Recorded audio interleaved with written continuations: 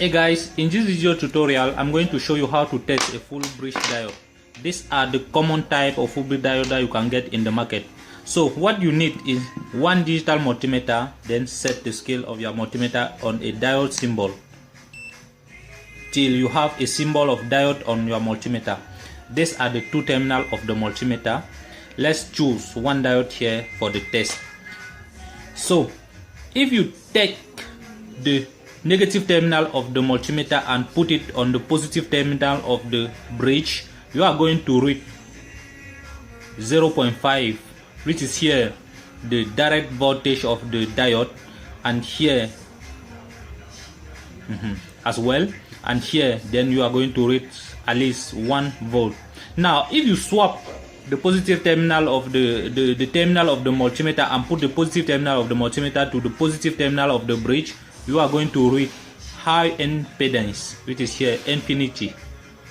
You are going to read a value of infinity between the positive terminal of the bridge and the two alternating part of the bridge. So what do we have inside this bridge diode? It is the same process to test this other one. What do you have inside this bridge diode? I'm going to sketch what we have inside that all those bridge diode. So inside all these bridge diode, we have 4 diodes inside. We have 1.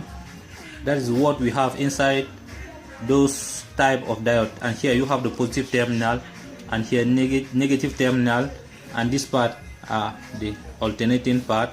This other one, the alternating part. And you can say D1, D2, D3, and D4 as well.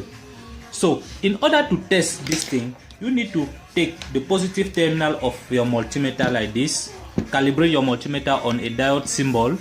So if you take now the negative terminal of the multimeter and put it on the positive terminal of the bridge and the alternating part of the bridge, you are going to read you discover that this diode D1 will be forward bias, and you get conduct, and you can read the internal voltage, which is 0.5 volt, as well as this G2.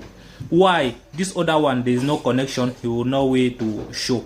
Now if you reverse the terminal of the battery and you put it like that, you discover that the positive terminal of the battery is indicating that this diode is blocked, and there is no way to get a voltage, a direct voltage.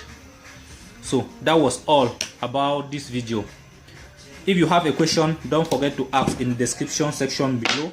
And if you are new in this channel, just subscribe so that you will not lose the incoming video.